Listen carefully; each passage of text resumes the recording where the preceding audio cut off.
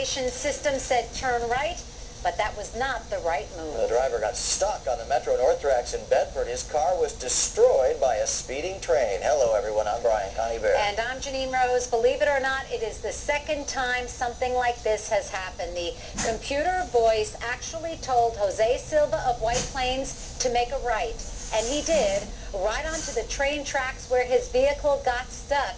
The exact same scenario had played out at the very same spot in January. Now, that trouble spot is the Green Lane crossing right off the Sawmill River Parkway in Bedford Hills. News 12's John Goff tells us tonight police hope people rely more on their own eyes. His vehicle got hung up on between the gauge of the tracks as well as the ballast.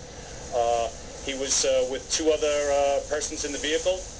They made attempts to get the vehicle back off of the tracks. Jose Silva was heading to a go-kart racing track in Bedford Hills when he took one turn too many when exiting the sawmill. Silva eventually called 911, but by then it was too late to keep a northbound train from slamming into his car at about 60 miles an hour. None of the approximately 400 people on the train were injured, nor were Silva or his two passengers. This is the second time in less than a year that a car-train collision at this crossing has been blamed on instructions from a GPS unit. Police have issued 3 tickets to Silva, who lives in White Plains, for causing the accident. People who have GPS in their cars and who are familiar with this crossing can't believe anyone could make that kind of mistake.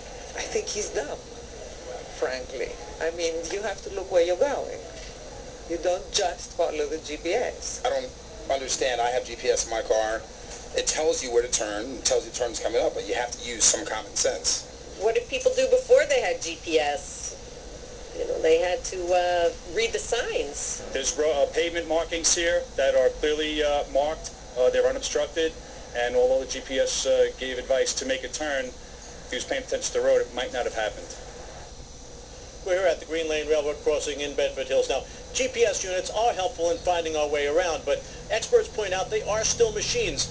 And they say you should always reality check rather than blindly follow their advice. Reporting for Bedford Hills, John Goff, News 12. John, there have been other accidents at that crossing. Is anything being done to make it safer for everybody?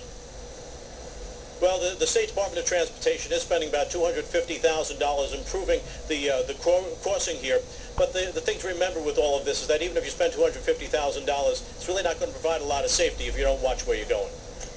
And trains certainly can create a lot of problems for motorists. All right, John Goff there in Gatona, thank you very much for that report.